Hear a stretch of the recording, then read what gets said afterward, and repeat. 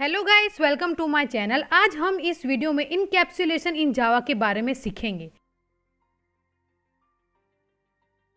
Encapsulation का क्या मतलब होता है, हम इसे कैसे यूज़ कर सकते हैं।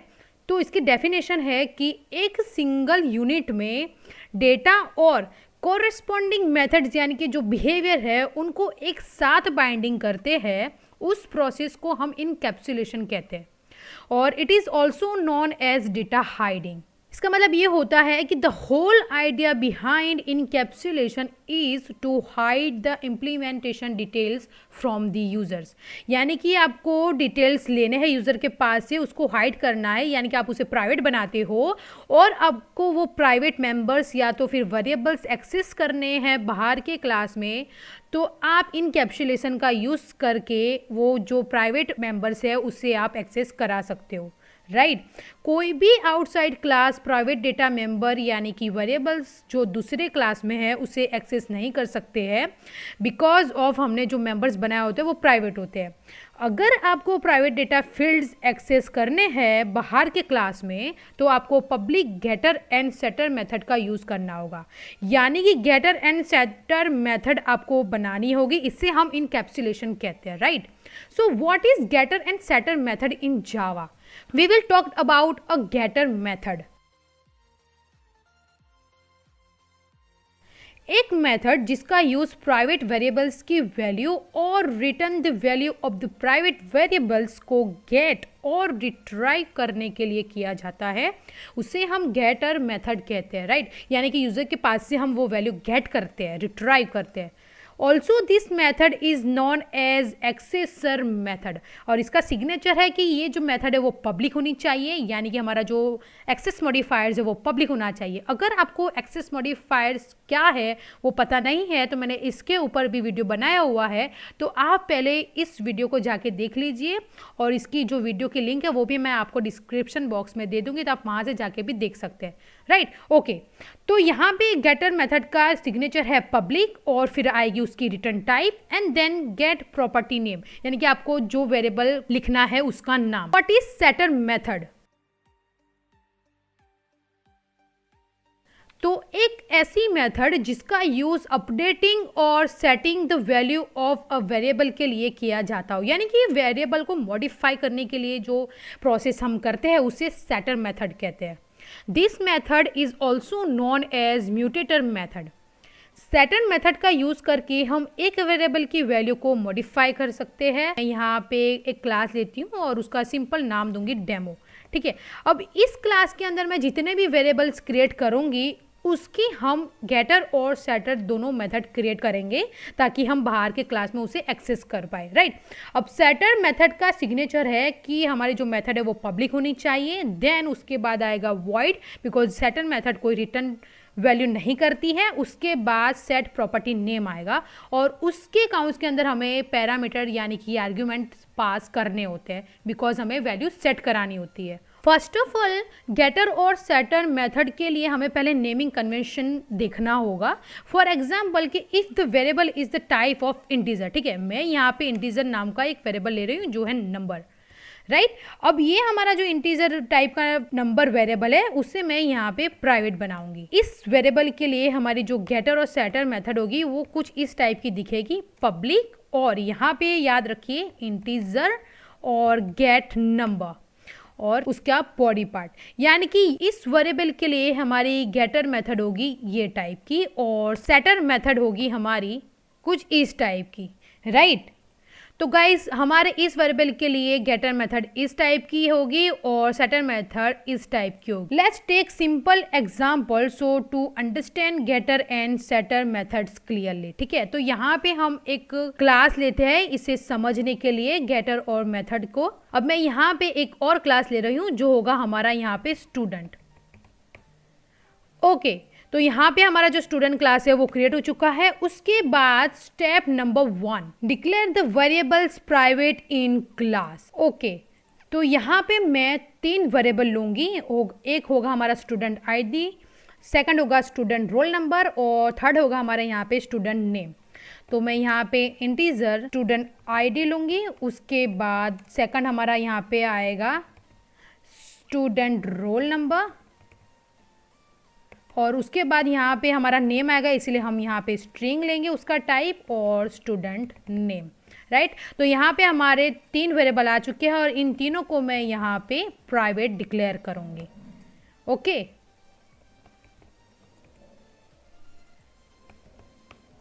नाउ अभी यहाँ पे हमारा स्टेप नंबर 2 आता है, जो है apply the public getter method for each variables. तो यहाँ पे हमें सारे वेरिएबल्स के लिए गेटर मेथड बनानी होगी। तो यहाँ पे गेटर मेथड बनाने के लिए फर्स्ट ऑफ ऑल हम लिखेंगे पब्लिक, उसके बाद यहाँ पे पहला हम बनाएंगे स्टूडेंट आईडी के लिए, तो उसका टाइप क्या है, इंटीजर, इसीलिए हम लिखेंगे इंटीजर। देन उसके बाद गेट स्टूडेंट आईडी यहाँ पे आ चुका है, राइट।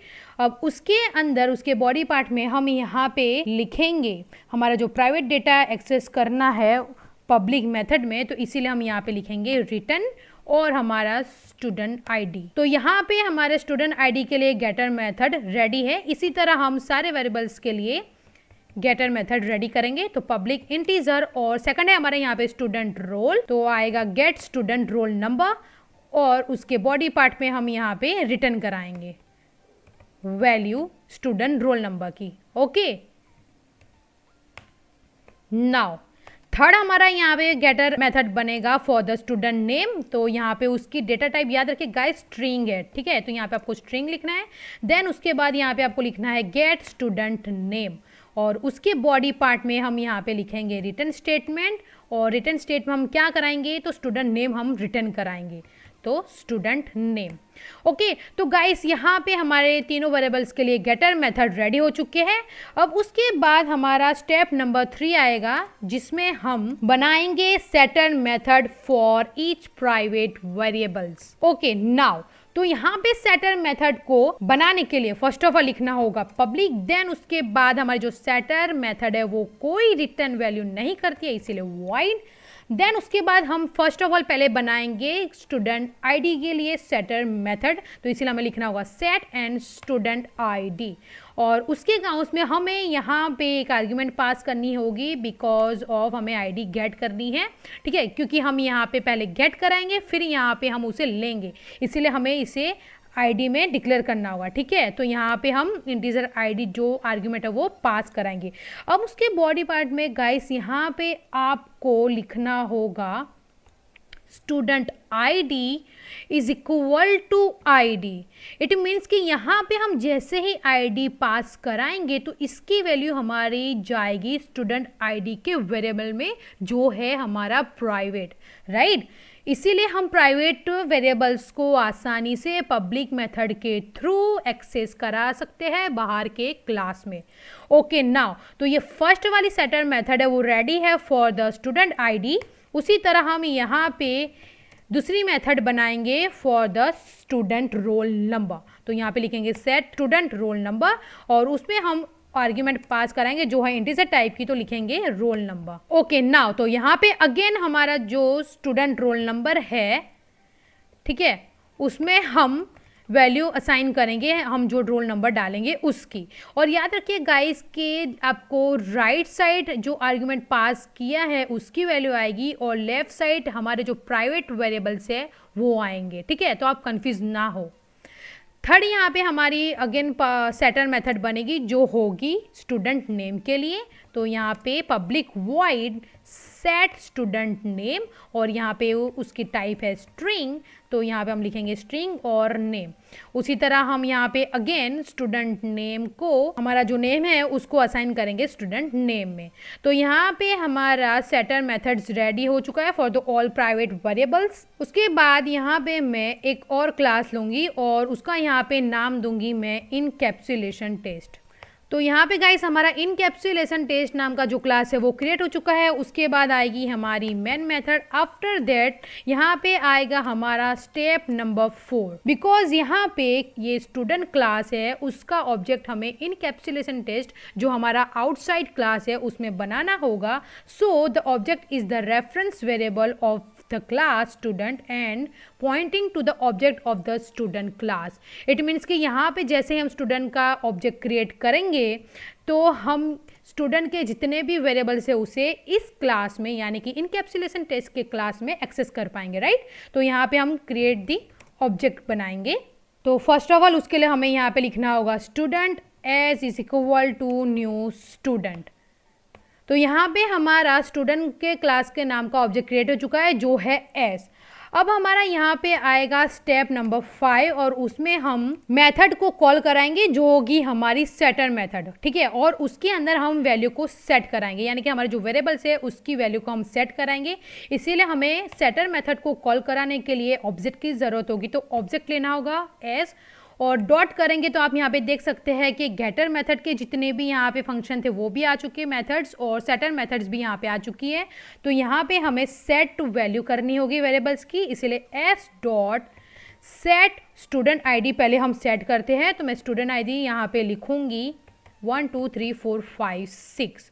उसके बाद अगेन मुझे यहाँ पे स्टूडेंट रोल नंबर सेट करना है, इसीलिए S dot set student roll number और मैं यहाँ पे लिखूंगी 48। उसके बाद लास्ट में हम स्टूडेंट का नेम सेट कराएंगे, इसीलिए S dot set student name और मैं यहाँ पे लिखूंगी पलक। नाउ तो यहाँ पे हमारा जो स्टेप नंबर 5 है उसमें हमने वैल्यू सेट कराई, राइट। ओके, नाउ अब हमारा स्टेप नंबर 6 आएगा यहाँ पे call the getter method to read the value of variables and print it। it means कि यहाँ पे हम getter method को कॉल कराएंगे। तो getter method को कॉल कराने के लिए पहले हमें स्टेटमेंट लिखना होगा जो होगा हमारा system dot out dot println और उसमें डबल कोट में यहाँ पे आउटपुट में रिजल्ट लाने के लिए मैं सिंपली पहले लिखूंगी स्टूडेंट्स आईडी। अब यहाँ पे हमें वैल्यू लानी है तो यहाँ पे ऑब्जेक्ट लेना होगा एस डॉट यानी ऑब्जेक्ट का जो वेरिएबल है हमने जो ऑब्जेक्ट क्रिएट किया था वो एस डॉट। अब यहाँ पे गेटर मेथड कॉल करा रहे हैं इसीलिए यहाँ पे लिखना होगा गेट स्टूडेंट आईडी। उसी तरह आपको स्टूडेंट रोल नंबर भी गेट कराना है, इसीलिए आपको लिखना होगा students roll number H dot gate student roll number. इसी तरह आपको नेम भी लाना है तो लिखना होगा स्टूडेंट्स नेम और यहाँ पे आएगा H dot gate student name, right. तो गाइस यहाँ पे हमारा गेटर और सेटर मेथड कॉल हो चुका है। इट मीन्स कि जैसे ही हम इन कैप्सुलेशन टेस्ट को यहाँ पे एग्जीक्यूट करने जाएंगे, राइट, कि रन करेंगे तो फर्स्ट ऑफ ऑल कर्सर जाएगा इस लाइन में। तो यानी कि स्टूडेंट का जो क्लास है जो है ये वाला उसका ऑब्जेक्ट पहले यहाँ पे क्रिएट होगा, राइट। अब जैसे ही हम यहाँ पे S dot set student ID करते हैं तो यहाँ पे हमने आप देखिए कि आर्ग्यूमेंट पास किया है जो है 1 2 3 4 5 6। तो ये जो वैल्यू है वो लेके जाएगा स्टूडेंट के क्लास में और जहाँ पे हमने सेटर मेथड बनाई है आईडी के लिए वो यहाँ पे आएगा। इट मीन्स कि यहाँ पे आईडी में हमारा 1 2 3 4 5 6 आ जाएगा और ये 1 2 3 5 4 6 जो वैल्यू है वो स्टूडेंट आईडी में असाइन होगा, ठीक है। अब अगेन यहाँ पे आएगा, उसके बाद हमने कराई है get student ID. It means कि यहाँ पे गेटर मेथड में जाएगा स्टूडेंट आईडी में और हमने रिटर्न क्या करी है यहाँ पे स्टूडेंट आईडी, इसीलिए यहाँ पे जो वैल्यू होगी वो रिटर्न होगी और रिटर्न होके जाएगा इनकैप्सुलेशन टेस्ट में। इसीलिए यहाँ पे एस डॉट जो गेट स्टूडेंट आईडी है वहाँ पे ये वाली वैल्यू प्रिंट हो जाएगी। इट मीन्स कि यहाँ पे हमारा जो सेटर और गेटर मेथड है इस तरह से वर्क करता है, राइट। तो चलिए इसे पहले रन करके चेक करते हैं। ओके गाइस, तो आप यहाँ पे देख सकते हैं कि हमने जो 3 वेरिएबल बनाए थे जो कि स्टूडेंट डॉट जावा के क्लास में थे और प्राइवेट थे, राइट। तो आप देखिए कि यहाँ पे हमने इनकैप्सुलेशन में उसे एक्सेस कराया है with the help of getter and setter method.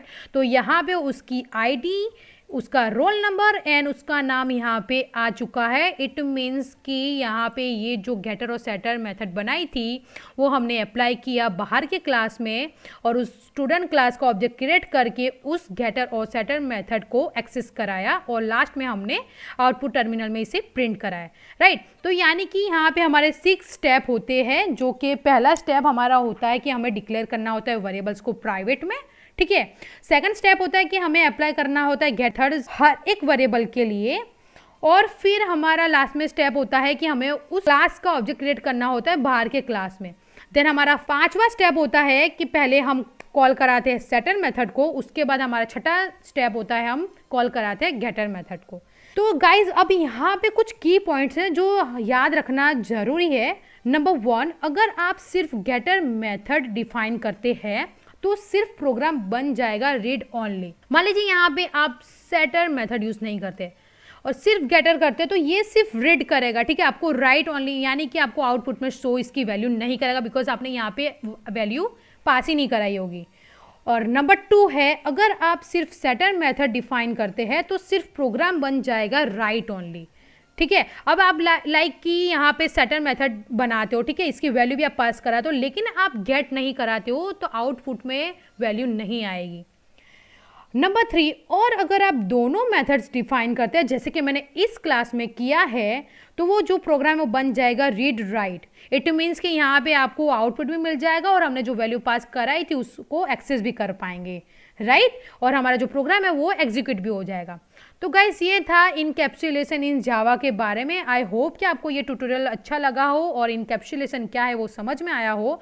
तो अगर आपको समझ में आया हो तो प्लीज़ इसे लाइक कर दीजिएगा, शेयर करिएगा और सब्सक्राइब करना ना भूलें मेरी चैनल को। Thank you.